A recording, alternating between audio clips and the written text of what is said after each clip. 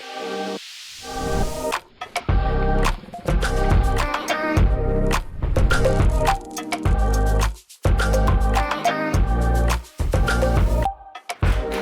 you. Good afternoon. I hope you're enjoying this Impact Shakers Summit up to now. I want to thank the organizers, especially Jonshad and Diana, for having me here on the unstage. There's no stage, but thanks. And let me start off by telling you that this is going to be a bit of an experiment for me, because normally these kind of things, for these kind of things, I prepare golden words and flashy sentences to leave impact. Not so today. I also didn't rehearse that much, so I may piss off the organizers. I hope they will find it in their hearts to forgive me. And if I crash and burn, I will hope that you will forgive me as well. If you did watch all your clothes. To avoid the flames, absolutely. You may have seen, I'll go back, that the title of my talk is "The Only Thing That Doesn't Change is Change." And that may sound a bit hollow, but it's a phrase which I have lived myself during my entire life. And today I want to share a couple of stories and insights which have brought me to the moment where I'm here standing, telling you that I am a person who wants to contribute to a regenerative economy. And there's plenty of stuff to tell, but for the sake of time, I want to zoom into my entrepreneurial journey a bit and the change of perspectives I had. Because I come from a pretty modest upbringing, come from Western Flanders, and I always had the feeling that I needed to contribute to change. Not because I liked it, but because I felt stressed. And obviously the entrepreneurial path then is the way to go, especially where I come from. And I can tell you it has brought me places. The first stop is the police station in Leuven. I was 19, and I can already reassure you, I did not defraud people. It was just some youthful entrepreneurial enthusiasm. Because what I had done was I wanted to promote something, and I made 1,000 flyers, and I put some flyers in a phone booth. For the Gen Zers among us, a phone booth is this metal cookie box with a cell phone on a cord. The phone booth was on the big market square of Leuven, and my flyers, they flew out of the box. So the police summoned me, and luckily they saw the fear in my eyes, and I was released. I was a free man. But I learned there that change has rules. A couple of years later, when I was about 25, I wanted to change the world. Very ambitious. I loved the internet, the digital story as we are experiencing it to a certain extent today as well. And I started my own company, a digital agency and a performance marketing network. Less than a year later, both my parents died. That was a kind of change that I didn't expect. I was left orphaned. I was left with my company and their company. I didn't process the change very well at that particular moment. I ran away, grow, like what our previous speaker said, the growth economy, because I felt stressed with it. To a point where I was at the end of my wits, and I decided to change. I decided that I was going to transfer the management of my company, about 20 people in-house, to a management team. That change did not go as I expected. Things went south. I had to sell the company to a Dutch company to stay afloat. So change, that felt a bit weird. And because I was frustrated that I didn't see the change in the world that I wanted to, as Celine said, I started the TEDx conferences in Leuven, because I thought, bring all these inspirational people and all these wonderful projects on stage, and the world will change. And still I felt frustrated. After 7 years, we had wonderful things on stage, but I still didn't see the change that I wanted to see in the world. So I started thinking. That's why my hairs are all gone. I started thinking very hard, like, what's going on? And I came to the conclusion that our economic system is in the way. And I started Happonomy, happiness and economy squeezed in one word. Not because I enjoyed it, but because I felt like I had to. And today I'm still the coordinator of Happonomy, but something has changed with me pretty recently.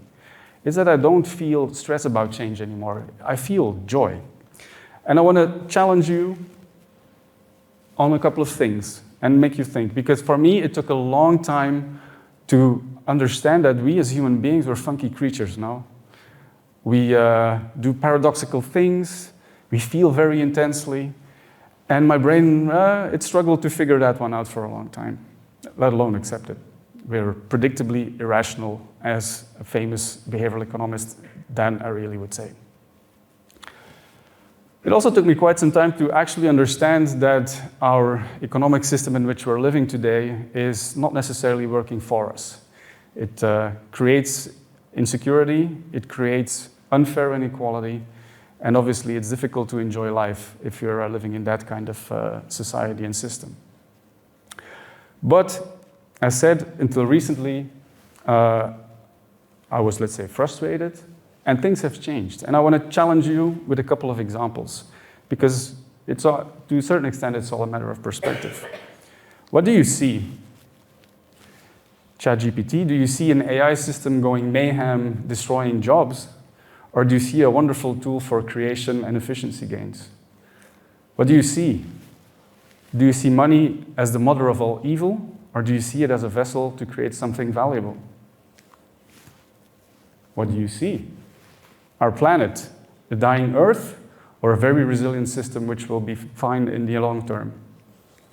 What do you see?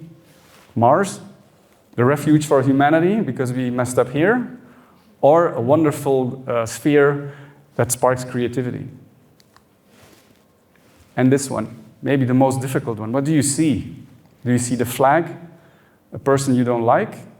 Or can you look behind the flag and can you see a human being? Can you be more inclusive?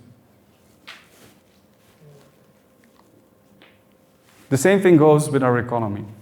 Everybody here, I think, today wants social, ecological change. And I want to challenge you, if it's because you're stressed, because you feel the need to do so, or if you want to enjoy it. And I'm going to choose for the latter, to enjoy it. And I want to share a couple of stories and projects, actually, which we've been working on just to show you what we could do together. First one is money itself. I do think that you may have experienced that money works a bit against us, right? It's not always there, and it creates funky things with people. What we've done is we've created a sustainable money system. It means that we are able to give people an income guarantee, that we keep difference between people in check, that we give people the opportunity to apply their taxes to regenerating something they find valuable as well. So something really valuable, at least that's my perspective. Otherwise I wouldn't be working on it. We've implemented this in a complementary city currency in Lichtervelde. It's a place in Western Flanders, in case you would wonder. And for almost a year, we aspired to give people a guaranteed income of about 16 klavers, it's what's called, which is about 16 euros, which they could be spending in their local, their community to achieve, of course, social and ecological regeneration and also strengthen the local economy at the same time. And the biggest lesson we took was that people are afraid of change. When we were asking people, do you want to join? And it was an EU project. They were afraid of a guaranteed income. They said, yeah, this is a scam. We don't believe you, it's possible. When we were asking the commercial actors to join and guaranteed them that they would get all their money in euros if they would accept it, they still were afraid. The local policymakers, same thing. So the main lesson is, again, why do we fear change? Can't we do it differently? And there's a lot of potential in our organizations, large, small, young, old. I'm sure there's plenty of startup people here in the room and also on the conference, and they hold tremendous potential to contribute to social and ecological change. So it's up to us to be the advocates of those organizations and buy from them so that they can be resilient in a system which let's say, is suboptimal, because otherwise we will not achieve the change, or at least it will be more difficult, that we want to see. SMEs and corporates, not necessarily always the natural alliances, they have an important role to play as well, because these people are looking to change their business models in a more sustainable way so they can contribute to the change that we all aspire. So let's help them, right? But, and most importantly, and that's also where I want to leave you, it starts with you. So I would like to invite you to think of one single action, just very small, and the smallest you can imagine, to make your life a bit better, to make it more sustainable so that you can enjoy life. You all have something in mind? I'm not sure everybody has, but I'll go with it. The only thing we have to do is take that first step and enjoy it. Not that we feel stressed because we must, but because we can. And that's where I'll leave you. Enjoy change, regenerate life. Thanks.